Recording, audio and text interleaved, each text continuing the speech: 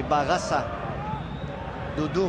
Έχει μπει μπροστά. Θα δώσει την επίθεση για τον Ολυμπιακό. Ο Μασάντο είναι μπροστά. Περιμένει ο Σέποβιτς απέναντι στον Φερνάντες. Θα κάνει το σουτ γκολ. 1-0 για τον Ολυμπιακό στην αντεπίθεση. Ο Ολυμπιακός καταφέρνει να προηγηθεί με τον Μασάντο. Μια πολύ γρήγορη αντεπίθεση για την ομάδα του Ολυμπιακού. Όλος ο Όφ ήταν μπροστά. Πρώτη φορά που βρέθηκε εκτεθειμένη η άμυνά του. Ο Πάολο Μασάντο ανοίγει το σκορ για τον Ολυμπιακό στο 39. Εδώ η πάσα για τον Σέποβιτς απέναντι στον Φερνάντες. 2-0. Ο Ολυμπιακός πολύ γρήγορα μέσα σε ένα δίλεπτο πετυχαίνει 2 γκολ. Αυτή τη φορά με τον Σέποβιτς να σκοράρει το δεύτερο του γκολ στο φετινό πρωτάθλημα. Ο Ολυμπιακός 0-2 στο 42.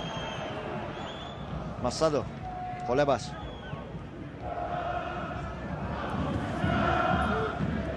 Πέρασε τον Ζεντουάρντο, μπαίνει στην μεγάλη περιοχή, περιμένει ο Σέποβιτς, εκεί θα δώσει την μπάλα.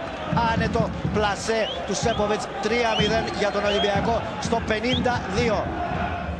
Σαν σε προπόνηση ο Γολέβας. Εδώ κοιτάξτε, πέρασε 2 παίχτες και Ζόρο και Ζεντουάρντο. Γυρίζει στον Σέποβιτς, εύκολη προσπάθεια για τον Σέποβιτς να πλασάρει σωστά τον Φερνάντες, να πετύχει το δεύτερο σημερινό του γκολ.